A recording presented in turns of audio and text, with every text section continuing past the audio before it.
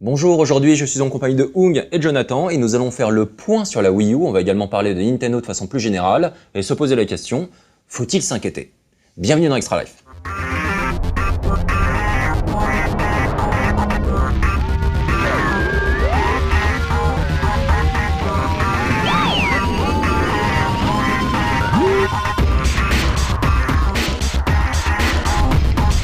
Alors là, évidemment, sur le dernier Extra Life, on a parlé un petit peu des consoles de la nouvelle génération, donc les PS4, les Xbox One, donc il était logique qu'on accorde un petit peu de place à la Wii U. Donc la Wii U, c'est un peu un problème entre guillemets. On a des soucis au niveau du line-up de jeux proposés, et on a également, en fait, pas nous, mais Nintendo a également des problèmes avec les ventes de sa console. Donc aujourd'hui, on a à peu près 4 millions de Wii U dans le monde, ce qui est très peu pour une machine qui est sortie il y a de ça 1 an. Et ensuite, les analystes se projettent et ils disent ils ne cessent d'ailleurs de revoir leur projection à la baisse, et disent qu'a priori, en fin de vie, la Wii U pourrait s'écouler à 20 millions d'exemplaires, soit une somme de consoles équivalente à la GameCube. Exactement. Et donc on est très très loin, on rappelle, hein, la Wii, elle, la première, c'est 100 millions de consoles à travers le monde, soit 20 millions de plus que les Xbox 360 et les PS3. C'était quand même une console phénomène. Et donc ils arrivent avec la Wii U, et là, ils peinent à convaincre. Alors il y a pas mal de points à soulever là-dessus. Déjà, pour quelles raisons ils peinent à convaincre? Je pense qu'il y a déjà un premier point qui est tout simple, c'est le fait qu'il y a encore beaucoup de gens qui ne comprennent pas que la Wii U c'est une nouvelle console. Ouais, ben pour moi, en fait, là, ils ont fait exactement le même problème qu'avec la 3DS. C'est-à-dire que la DS, ils ont fait énormément de modèles, la DS Lite, DSi, DSi XL, tout ça. Et donc 3DS, dans l'esprit de beaucoup de monde, c'était une évolution, juste l'écran 3D. Et avec la Wii U, en fait, je pense que pas mal de monde s'est dit la même chose, se sont dit, en fait, c'est juste la tablette en plus, c'est pas... Et forcément, ça a créé la confusion, et voilà. Donc du coup, ils perdent une partie de leur public, et il y a aussi une déperdition de ce public avec... donc c'était un public qui n'était pas forcément ultra gamer, qui a découvert la Wii et qui a fait le succès de la Wii. Et donc aujourd'hui, avec tous les jeux sur smartphone et tablette, donc il y a pas mal de gens qui jouaient sur Wii qui maintenant jouent sur leur téléphone. Donc il y a ça qui joue également. On peut parler également, il y a différents points qui sont un petit peu décevants sur la Wii U aujourd'hui. Moi, ce qui m'a marqué un petit peu, c'est la pauvreté de la scène indie. Quand même, hein, les XBLA et les PSN et quelque part même dans une certaine mesure les WiiWare avaient quand même poussé beaucoup de gens à acheter de nouvelles consoles, à s'intéresser justement à ces jeux qui étaient un peu différents, qui étaient moins mainstream, qui étaient plus pointus, qui proposaient des gameplays parfois originaux ou des difficultés plus importantes ou alors des directions artistiques réellement originales. Et au final, au lancement de la Wii U, on avait quelques titres qui n'étaient pas inintéressants. Beat Trip Runner 2, par exemple, bon, il est sorti un peu sur toutes les machines, mais il est sorti assez tôt sur la Wii U, et ça, c'était un très bon jeu. On a eu aussi Mighty Switch Force 2. Ça, c'était une version HD. Voilà, donc ça qui était sorti. Il y avait le jeu là de Inferno. Oui, tout à fait. Il était sorti sur PC aussi. Il était sorti sur PC, mais bon, c'est Little Inferno. Little Inferno, ouais. Il était sorti. Ouais, il était plutôt sympa. Et depuis, on n'a plus grand chose. On a Giana Sisters Twisted Dreams qui est sorti, qui était sympathique, qui était un jeu PC, donc c'est une adaptation. On a DuckTales Remastered qui est sorti également, mais qui est sorti sur toutes les machines. Et on a clairement Nintendo qui a ouvert un petit peu sa machine à tous les développeurs justement de jeux sur smartphone et tablette. Et donc on a des conversions de jeux de bons jeux d'ailleurs, comme Kung Fu Rabbit, qui est un jeu sympathique, mais avec un gameplay limité, puisqu'automatiquement, c'est un gameplay qui est issu d'un smartphone ou d'une tablette. Donc tu rajoutes la manette, c'est plus sympa. Mais comme le jeu n'a pas été pensé spécialement pour la manette, tout de suite, c'est pas forcément aussi bon que les jeux sortis en boîte ou prévus à la base pour la Wii U. Et on a aussi plus récemment Edge, qui est sorti, qui était un très bon jeu de plateforme puzzle. Sur iOS, ouais. Tout à fait. Et donc, et voilà, quand on voit les Sony et les Microsoft qui font vraiment la chasse aux indés et qui commencent à choper de gros exclus pour leur PS4, leur Xbox One, on a l'impression que Nintendo est un peu derrière. C'est surprenant parce qu'en plus, dès le début de la console, ils avaient annoncé que les moteurs Unity 3D fonctionnaient sur la console. Ils avaient plus la limitation de je sais plus combien de mégas par jeu comme c'était sur le WiiWare. Ouais. Ils ont essayé de draguer au début, donc après c'est peut-être des trucs plus internes, plus en négociation qui sont compliqués. Est-ce que c'est pas parce que juste la console est sur une mauvaise dynamique et que les devs du coup ils veulent pas s'impliquer sur une machine supplémentaire, ils préfèrent tout miser sur Xbox One, PC ou PS4 où ils savent que forcément t'as un potentiel de frappe beaucoup plus... Sans doute. Donc, beaucoup plus fort. T'as évidemment le parc installé qui est faible, qui influe sur la décision des développeurs, et ensuite c'est un problème qui est plus large, c'est l'incapacité de Nintendo à convaincre les éditeurs tiers de développer et de s'investir sur la Wii U. Donc il y avait un petit peu déjà ce phénomène-là sur Wii, mais vu le succès de la console, ensuite des gens qui avaient un peu lâché la machine au départ, comme EA, est finalement revenu un petit peu sur sa prise de décision initiale. Ouais, ils Et sont là, repartis rapidement après quelques échecs un peu Oui, c'est injustifiés, moi je dis, parce que le Dead Space, Boomblocks, je dis pas trop, mais le Dead C'était Space sympa, Extraction C'était était sympa, vraiment cool. C'était honnête. Le Dead Space Extraction était vraiment cool. Ils avaient essayé de faire autre chose qu'un simple survival. Ils avaient fait un rail shooter, mais avec un vrai scénario, c'était pas juste du gros bourrinage. Donc, mais après, c'est comme s'il s'est vendu à 5000 exemplaires seulement. C'était une catastrophe. Donc ils sont repartis très Après, vite. le problème de la Wii, c'est qu'elle a été très vite piratée aussi. Donc du coup, il y a eu un effondrement. Enfin, c'est comme sur DS, il y a eu un effondrement des ventes, à part les gros titres Nintendo, quoi. Donc bon, c'est peut-être ça aussi qui explique. Je sais pas. il y a un souci également sur, donc du coup, Nintendo peine à les convaincre, les éditeurs tiers. Par exemple sur Rayman Legends. Donc Rayman Legends qui avait été annoncé en exclu sur Wii U et qui finalement a été décalé et sorti en multiplateforme. Ça, quelque part, c'est un des aveux et qui fait suite un petit peu au fait que Zombie U n'ait pas fonctionné. Et également sans doute des problèmes de communication et d'entente entre Ubisoft et Nintendo. Donc ça, c'est un souci. Des jeux d'éditeurs tiers, on en a sur Wii U. Mais en règle générale, en fait, la plupart du temps, ce sont simplement des adaptations de grosses licences. Donc, on a du Disney Epic Mickey, on a du Skylanders, Swap Force et Giants, on a du Resident Evil Revelations, où là, pour le coup, Capcom est un peu plus poussé du côté de Nintendo. Capcom, d'ailleurs, est quelqu'un qui est derrière Nintendo là depuis le début et qui continue avec l'un des meilleurs jeux de la Wii U. Je pense que c'est quand même Monster Hunter 3. Bon, Il faut aimer le style. Ouais, Faut aimer le style. Mais il est beau. On a du Just Dance, on a du Assassin, on a du Lego Marvel Super Heroes, on a du Call of Duty Ghost, on a du Angry Birds Star Wars. Ouais, mais à côté de ça, tu vois, t'as EA qui a complètement lâché la machine. Tu vois, ils ont sorti FIFA 13 qui est un FIFA 12 avec des options tactiles. Et là, pour le 14, ils ont rien sorti, quoi. Donc, Clairement. Même le Madden, il disait que ça faisait depuis le début de la série qu'il y a toujours eu un Madden sur les consoles Nintendo. Et là, cette année, c'est la première année où il y en a pas, quoi. Clairement, EA, donc qui est quand même un éditeur majeur, qui est dans le top 3 des gros éditeurs mondiaux, lâche une machine, c'est un truc qui est extrêmement violent. Et ce qui est flippant avec les éditeurs tiers, ils disent que ils font pas de jeux dessus parce que il n'y a pas de console qui se vendent. Mais le problème, ce qu'il y a, c'est qu'il faut qu'il y ait ils sortent des jeux dessus pour que les gens. C'est un cercle vicieux. C'est un peu comme au cinéma quand il y a des films de genre français ou alors des films les comédies à la Will Ferrell et compagnie. Ils les sortent en sortie technique parce qu'ils disent qu'il y a personne qui va les voir. Mais s'il y a personne qui va les voir, c'est parce qu'ils sortent en sortie technique avec seulement 10 salles sur toute la France. Et c'est le même principe, quoi. C'est un cercle Exactement. vicieux. Donc on a aussi, il y a Ubisoft qui était quand même un peu derrière avec du Splinter Cell Blacklist, donc même récemment, ou Just Dance que j'avais déjà cité. Disney également très présent, donc évidemment la Wii U est quand même considérée comme une console qui peut s'adresser plus facilement aux familles et aux enfants. Donc on a Disney Infinity, on a beaucoup de jeux sous licence Kids, on a du Planes, on a du Turbo, on a du Ben 10, on a du Barbie. J'ai vu qu'il y avait une quantité de Barbie hallucinante là qui sortait en fin d'année, donc c'est toujours un peu étrange. mais voilà. C'est pas des jeux qui nous parlent, ça. Ouais.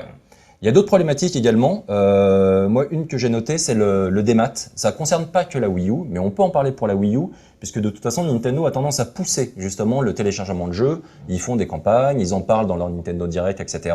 Et il y a un problème qui est clairement majeur, c'est qu'aujourd'hui, lorsqu'on télécharge un jeu qui vient de sortir, il coûte plus cher que si on l'achète en boîte, donc chez un distributeur quelconque, qui soit sur Internet ou un magasin existant. Des fois, ils font des offres. Je me souviens que pour Pikmin et Wonderful 101, ils avaient fait une offre combinée. Si t'achetais Pikmin en téléchargement, l'autre il était à moins 30 ou moins 50%, je sais plus. Il faut qu'ils multiplient ça alors. Ils essayent de faire des trucs, mais après le problème c'est que la grande distrib, de toute façon, ils cassent les prix aussi. Enfin, je veux dire, tu vas, on peut pas citer d'enseigne, mais tu vas dans un hypermarché quelconque, ton jeu AAA, tu sais qu'il sera moins cher que dans une boutique spécialisée. Oui.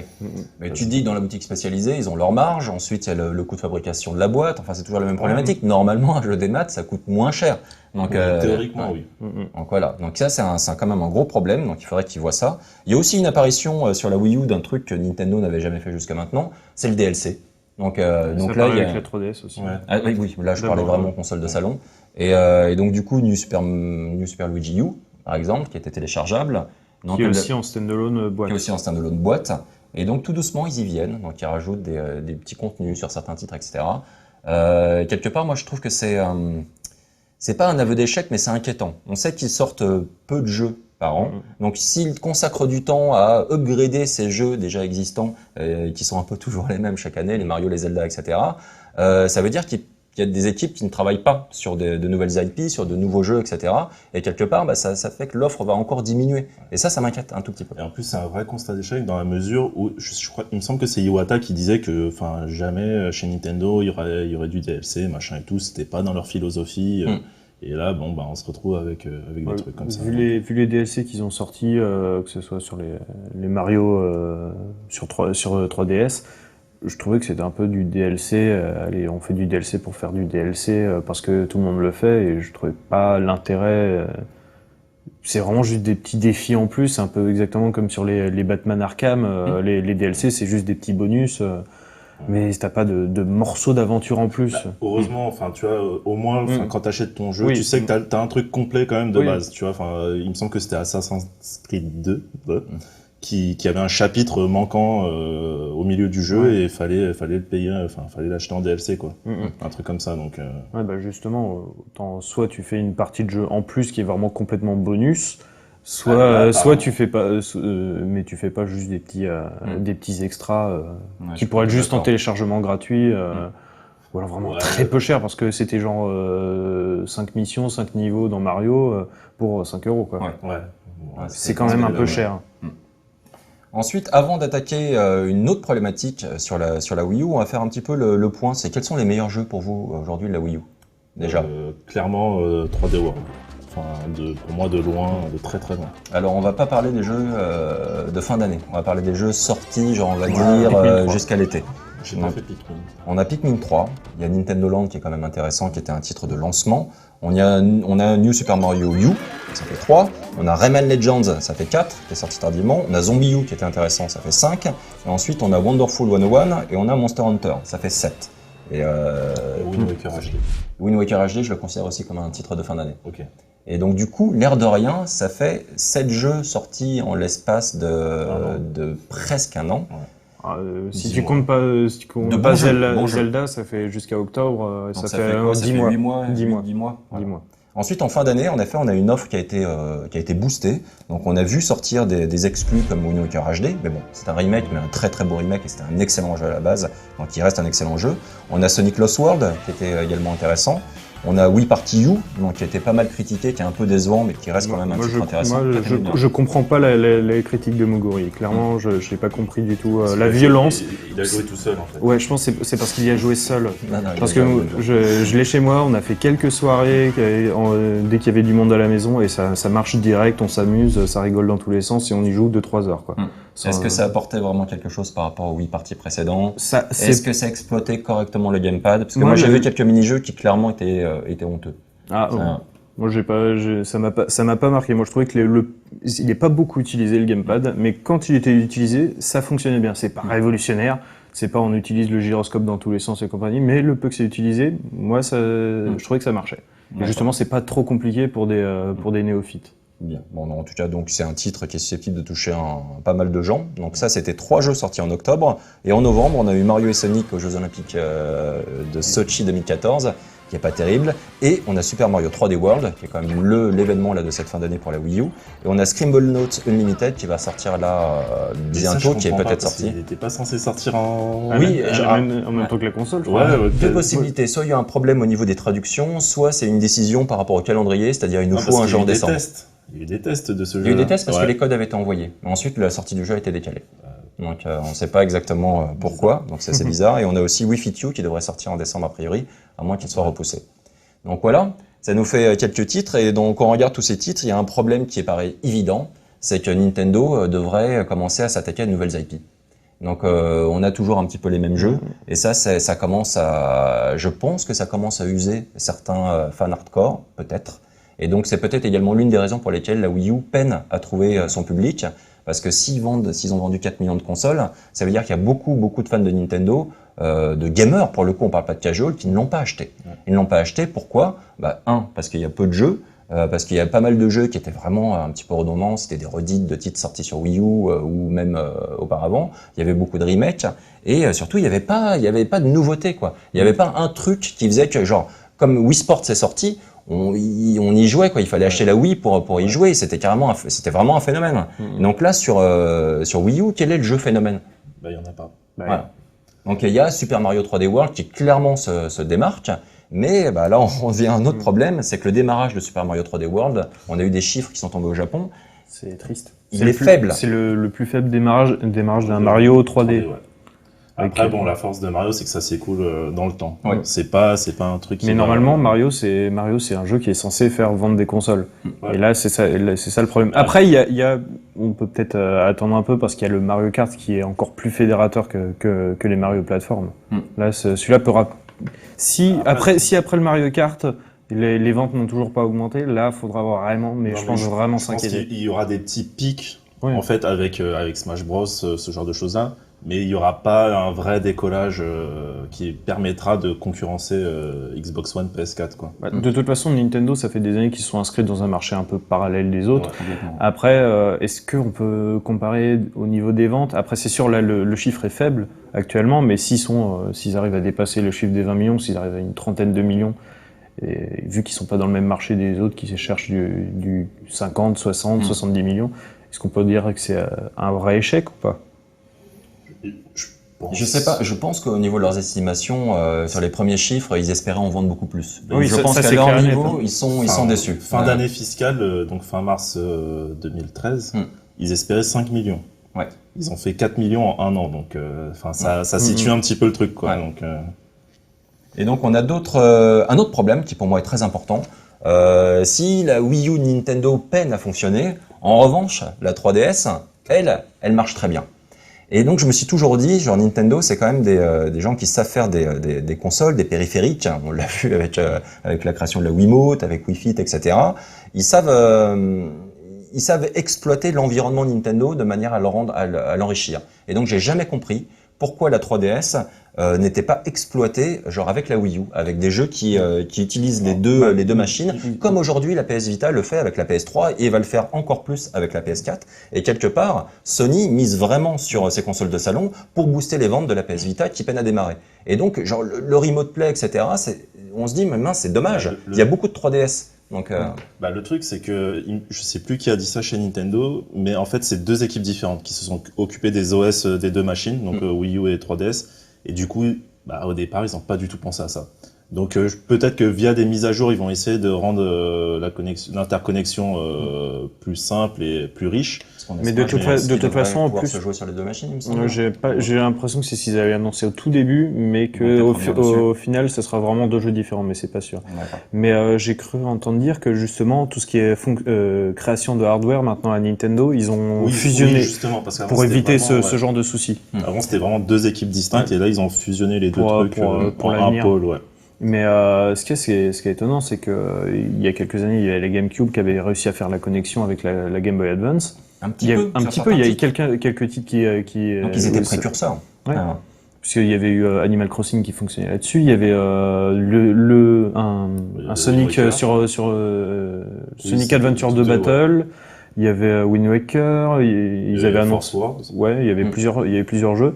Et déjà, c'était étonnant avec la Wii et la DS que la connexion se fasse pas non plus. Ils ont déjà raté le coche là. C'est étonnant qu'ils le ratent encore une fois pour l'instant avec la Wii U, quoi. Et en plus, c'est vrai qu'avec les offres PS Plus, etc., et le fait qu'on puisse acheter des jeux en crossplay, donc le fait de pouvoir acheter un jeu à la fois sur 3DS et sur Wii U, ce serait vraiment un truc qui inciterait les gens à acheter la Wii U, tout simplement. En plus, ça pourrait éventuellement fonctionner un jeu 3DS sur Wii U, vu qu'il y a un gyroscope sur Wii U, il n'y aura juste pas de 3D, mais il y a deux écrans. Ouais, complètement. Ce serait étonnant, quoi. Après, est-ce que c'est pas la faiblesse du hardware 3DS Oui, la 3D qui empêche de faire qui empêche de faire des jeux. Alors en ce cas, tu crées même si tu te fais pas de Remote Play, tu crées des petites fonctionnalités supplémentaires. C'est-à-dire que l'utilisation, tu branches ta 3DS. T'as le gamepad qui fait Ouais, t'as le gamepad, mais ensuite, le concept Nintendo, c'est on joue dans son salon, sur son canapé avec des gens, etc. T'as qu'un gamepad. On sait qu'a priori jamais on pourra connecter deux gamepads sur la Wii U, donc on verra. Mais pour l'instant, c'est pas géré du tout. Donc le fait que d'autres gens puissent apporter leur 3DS et participer d'une certaine façon à un Mario ou un Zelda, etc. Ils peuvent créer des gameplays réellement fun. Et ils sont dans l'innovation. Ils sont dans ce genre de petits concepts et donc d'enrichir leur game system. Et donc c'est vraiment, pour moi, c'est dommage et je trouve qu'ils ont raté leur coche et que là, ils avancent pas en plus. On n'a pas l'impression qu'ils partent dans cette direction-là. Alors que Sony, eux, avec la PS Vita, ils sont clairement là-dessus. Et même moi qui suis pas spécialement PS Vita, avec l'arrivée de la PS4 et même avec la PS3, je me posais la question, genre est-ce que je la prends? C'était tentant. Apparemment, C'était tentant. ils ont annoncé, en tout cas en Angleterre, un bundle PS4 PS Vita. Ouais. Là, je pense qu'ils pourront en vendre de la console. On a aussi d'autres choses, donc évidemment, bon, on en a parlé un petit peu, les errances du gamepad, c'est-à-dire que Nintendo, pendant très longtemps, on a eu l'impression qu'ils savaient pas trop ce qu'ils allaient faire de leur gamepad, et l'exemple flagrant, c'était le fait que New Super Mario Bros. U, il était sympathique avec le gamepad, attention, mais ensuite, quand Rayman Legends est sorti, c'était plus sympathique, c'était juste génial. Et donc là, pour le coup, on se dit, mince, mais comment ça se fait qu'un éditeur tiers sache mieux utiliser un élément qui est le cœur de la Wii U que Nintendo eux-mêmes, quoi. C'était problématique. On pouvait même voir déjà ça sur Zombie U, qui l'utilisait plutôt intelligemment. Alors qu'aujourd'hui, il y a pas mal de titres qui finalement, le gamepad, ils l'utilisent très peu ou de façon très légère, ou simplement pour libérer, sa télé. C'est un peu comme le Smart Glass chez Microsoft, quoi. Voilà. Ça fait exactement le même truc. Ou alors le crossplay, genre le remote play justement avec la PS Vita, où tu peux libérer ta télé et continuer ta partie en étant connecté Wi-Fi avec ta PS Vita. Ensuite, on va parler très brièvement des tickets. Donc ça, c'est un nouveau concept. Je suis pas complètement fan. Je vois l'idée. Je me dis genre pourquoi pas. Donc les tickets, on va expliquer. Hein, ça fonctionne sur 2 jeux. C'est Wii Karaoke U, Wii U. Oui, Karaoke U. Ouais, c'est ça. Et ensuite, ça fonctionne aussi avec Wii Sports Club. Et donc, du coup, on a le choix. C'est-à-dire, lorsqu'on installe le jeu, qui s'installe gratuitement, on a déjà 24 heures d'offert. Et ensuite, on a la possibilité d'acheter des sessions de jeu. Donc, on va acheter un jour. Et comme ça, on pourra jouer sur une soirée complète. Ou alors, décider d'acheter le jeu en complet ou une épreuve particulière. Mais en tout cas, c'est le concept d'instance. C'est-à-dire, c'est pas con dans l'absolu. C'est vraiment pas con. Surtout pour le karaoké. Ouais. Sur le Wii Sport, je suis un peu plus sceptique, mais sur le karaoké, je trouve que c'est vraiment bien au truc. Mais il y a une faiblesse derrière ça. Ça veut dire quoi? Ça veut dire qu'en fait, si leur jeu est excellent, tu vas y jouer régulièrement. Oui. Donc tu vas y jouer genre limite tous les soirs, etc. Et donc au final, si tu achètes des tickets, ça va te coûter une fortune. Karaoké, mais donc du coup, c'est dommage qu'il n'y ait pas un abonnement ou un abonnement à l'année. Et du coup, c'est les jeux qui sont faibles. Ouais, mais c'est ça la problématique. Les tickets au maximum sur Wii Karaoke U, c'est du 1 mois, je crois. Alors qu'au Japon, c'est du 3 mois ou du. Ouais, mais il n'y a pas la même culture du karaoké. Oui, c'est sûr. Mais c'est dommage qu'ils le proposent pas. Non, mais déjà qu'ils le sortent, je suis étonné, tu vois. Donc déjà ils prennent. Là, il y a eu des chansons au moment du tournage, c'est hier. Il y a eu plein de chansons japonaises qui sont arrivées avec les sous-titres en katakana et en romanji, donc il y a ce qu'il faut. Et quelque part, justement, le fait que Nintendo se dise ces jeux-là, ils vont bien fonctionner en instant, c'est-à-dire on va pouvoir l'apprécier 1 ou 2 soirées et ce sera suffisant. Quelque part, tu te dis c'est peut-être un problème si votre jeu était parfait, on aura envie d'y jouer tout le temps, pas juste une soirée de temps en temps. Donc, mais aussi c'est des jeux qui, peut-être pas le Wii Sport, mais le Wii Karaoke U, c'est un truc où ils vont constamment rajouter des musiques. C'est comme du MMO presque. C'est un truc qui est constamment en travaux, donc on peut comprendre la démarche. Pour Wii Sports Club, où normalement de nouvelles épreuves vont arriver régulièrement, etc. Donc on va voir comment ça fonctionne. Et c'est peut-être moins chiant, justement sur le karaoké, plutôt que d'avoir à acheter des DLC ou des packs de chansons. Les chansons, elles sont là, le catalogue il est là. Tu chantes ce que tu as envie de chanter. Au final, tu pioches dans le catalogue qui est mis à jour toutes les semaines. Et donc moi je trouve ça pas con. Après le jour où ils font un système comme ça pour un Mario ou un truc comme ça, c'est scandaleux. Là pour l'instant ça me choque pas. Mais après je me suis pas trop attardé sur le Wii Sports Club, donc je sais pas exactement comment ça fonctionne non plus. Ça S'ils vont rajouter plein de mini-jeux, je sais pas. Il y en a 2 qui sont annoncés, ensuite il y en a d'autres qui devraient suivre, donc on va voir. Ce qu'il y a, c'est que pour l'instant c'est les mêmes mini-jeux que sur Wii Sport Resort. Tout à fait. Mais en version HD avec un gameplay légèrement modifié, et quelque part c'est un jeu qui aurait dû être là dès le début. Dès le lancement de la Wii U. Le gamepad ou pas je crois que certains titres vont exploiter le gamepad, en particulier le golf où tu pourras poser le gamepad par terre, etc. Ce genre de choses. Donc oui, on est un petit peu inquiet pour la Wii U, donc on a soulevé un certain nombre de problématiques sur lesquelles on espère que Nintendo travaille. Et donc évidemment, tout va se jouer au niveau des jeux, donc on va se projeter. 2014, on attend quoi exactement? Qu'est-ce qui a été annoncé? Mario Kart, ça c'est clair. Bayonetta 2, oui. Smash Bros. On a Project X. Voilà, Project X, ça c'est le jeu de Monolith, donc qui devrait être un jeu en monde ouvert a priori. Ça a l'air d'être un peu la Xenoblade. Ouais, à mon avis c'est une suite spirituelle de Xenoblade. Donc, ça a pas l'air d'être le même univers, ou alors que ça se passe plus dans le futur parce qu'il y a des mechas, des trucs, des espèces de dinosaures. J'ai pas eu le temps de faire Xenoblade. J'ai un petit peu joué, mais visuellement, en tout cas, le chara design des créatures, des choses, ça ressemble pas vraiment. Et les personnages un peu, mais l'environnement, je sais pas trop. fait HD, tout de suite, t'as un côté plus réaliste par rapport au truc. Moi perso, ça me fait penser genre plus Xenoblade, ça fait un peu médiéval, alors que là, ça fait vraiment plus futur. Ouais, Donc j'ai l'impression, peut-être que c'est une suite spirituelle qui se passe plus longtemps après, mais quand on voit le HUD, tout ça, les icônes, l'interface, c'est quasiment la même chose que du Xenoblade. Bon, en tout cas, il y a ça. Donc, il y a ça, et ensuite on sait qu'il y aura un nouveau Mario, un nouveau Zelda, donc on a cité le nouveau Smash Bros, un Smash Bros qui était déjà présenté à l'E3 dernier. Donc quand on voit toute la liste des jeux là, il n'y a pas de nouvelle IP. Non. Il y a X. Et oui, enfin... Bon, on sait pas trop comment ça. Justement, comme tu disais, après ça se rapprochait vachement de... Ouais, mais c'est pas parce que le gameplay oui, tout à fait, que c'est forcément une IP. Et un autre regret, c'est qu'on n'a pas eu Dragon Quest X en France. Donc c'était quand même... Dès Q9, c'est super bien vendu sur 3DS. Et de toute façon, ça a toujours été une série qui a connu un grand succès, et avec un public de fans qui est juste énorme. Et donc je ne comprends pas pourquoi ils n'ont pas pris l'initiative de sortir des Q10 mais même sur Wii U. Même sur la Wii. Sur Wii et Wii U. Mais juste sur le Wii U, quoi. C'est le moment de la sortir pour avoir un jeu de plus. Mais même au pire, si vous voulez de la sécurité, il aurait pu le sortir sur Wii, vu le parc installé. Tout à fait. Mais là, pour le coup, ça aurait été les jeux gamers, ils un titre d'appel qui était énorme pour la Wii U. Donc c'était vraiment intéressant. Donc on espère que Nintendo faut se méfier, parce qu'en effet ils ont cette méthode un petit peu de communication, c'est-à-dire qu'ils annoncent très tardivement un jeu, par exemple à l'E3 au mois de juin, et bing, au mois de novembre il est disponible dans toutes les boutiques. Donc on espère réellement avoir de grosses surprises dans les prochains Nintendo Direct et au prochain E3, mais pour le moment on est inquiet. Ouais, et surtout, communiquer de cette manière-là, ça rassure pas les joueurs. Enfin, tu vois, tu peux pas te projeter, tu es là, tu dis en fait il y a rien, donc je vais plutôt miser sur la console d'à côté. Et c'est dommage pour eux, quoi, parce qu'il faut communiquer, il faut dire qu'il y a des jeux qui arrivent, s'il y en a. Et voilà, parce que là pour le coup, ils se mettent tout seuls un peu dans une situation délicate, quoi. En fait, ils avaient réussi un coup avec le Donkey Kong Country Returns, où ils l'avaient annoncé à l'E3 2011. 2010. Ouais. Et direct juste après, il était sorti en novembre. Donc il y a ce point-là où ils ont bien marché sur ce coup-là. Et après, il y a aussi peut-être le souci de Pikmin 3, qui a été annoncé vraiment en avance et qui a été repoussé, sans date. Pareil pour The Wonderful 101, pareil pour, même si c'est pas eux, Rayman Legend, il y a eu beaucoup de jeux qui ont été annoncés longtemps en amont et qui, au final, sont sortis très tardivement. Après, je sais plus si c'était dans un Iwata demande, je sais plus lequel, il me semble, c'est qu'il confesse ne pas avoir prévu la surcharge de travail avec le passage. Et ça, c'est inquiétant, parce que non seulement ils n'arrivent pas à exploiter complètement donc le cœur de leur Wii U qui est le gamepad, mais en plus, donc une des fonctionnalités de la Wii U, c'est le passage à la HD, c'est important, c'était les premiers jeux HD de Nintendo, etc. En fait, il y a pas assez de monde, je pense. Ils étaient pas prêts. T'es là, genre, comment ça, vous étiez pas prêts? Enfin, la console était HD, vous savez depuis longtemps. Non, surtout que les autres ont essuyé les plâtres, quoi.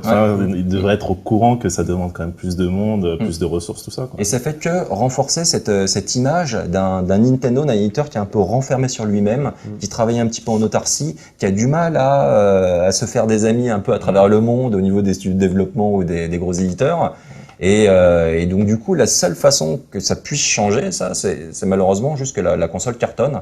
Et donc pour le coup, pour que la console cartonne, il faut que Nintendo sorte des titres qui impressionnent tout le monde, qui mettent tout le monde d'accord, et qui sachent faire revenir également le grand public, le casual sur Wii U. Donc du coup, il y a encore beaucoup de travail. On va quand même terminer sur une note positive. Super Mario 3D World, qu'on avait vraiment... on était déçus à l'E3, déçus quand on l'a vu. Ça aurait dû voir la tête de Thierry après. Vraiment, moi j'étais effondré, j'étais là genre non, ils nous refont 3D Land sur Wii U, c'est pas ça que je voulais moi. Moi je voulais un nouveau Super Mario Galaxy, je voulais genre une nouvelle référence complète du jeu de plateforme 3D quoi. Et finalement... Quand on découvre le jeu et qu'on y consacre beaucoup de temps, tu y as beaucoup joué également, on s'aperçoit de la richesse et on s'aperçoit encore du potentiel des level designers et des game designers Nintendo. Ils sont toujours aussi bons, il n'y a pas de souci. Mais le problème, ce qui est inquiétant, c'est que les ventes au Japon, le jeu y tue, tout le monde dit qu'il est génial, et la volonté, comme tu disais dans ta critique de Miyamoto, c'était de rassembler les joueurs comme avec les New Super Mario Bros, mais en faisant un jeu 3D. Et on voit que ça marche pas. Ouais, pour l'instant c'est compliqué. Donc voilà, donc en tout cas on croise les doigts parce qu'évidemment nous on souhaite qu'on ait le maximum d'acteurs dans le domaine du jeu vidéo, donc on veut surtout pas que Nintendo devienne un Sega quoi, et qu'ils arrêtent de fabriquer des consoles. On veut Sony, on veut Microsoft, on veut Nintendo, on veut des Ouya, on veut des Steam Machines, on veut un maximum de machines, et donc de manière à avoir une offre pléthorique au niveau jeu, et de manière à ce que les développeurs puissent s'exprimer en fonction du potentiel de chaque machine. Donc on veut du jeu vidéo. Donc Nintendo, faites attention, pour l'instant c'est plutôt une bonne fin d'année avec un bon Super Mario 3D World sur Wii U et un bon Zelda sur 3DS. Maintenant il va falloir confirmer en 2014 et très rapidement. Voilà, merci beaucoup d'avoir participé à cette émission et on se retrouve très prochainement, la semaine prochaine tout simplement, pour un prochain Extra Life.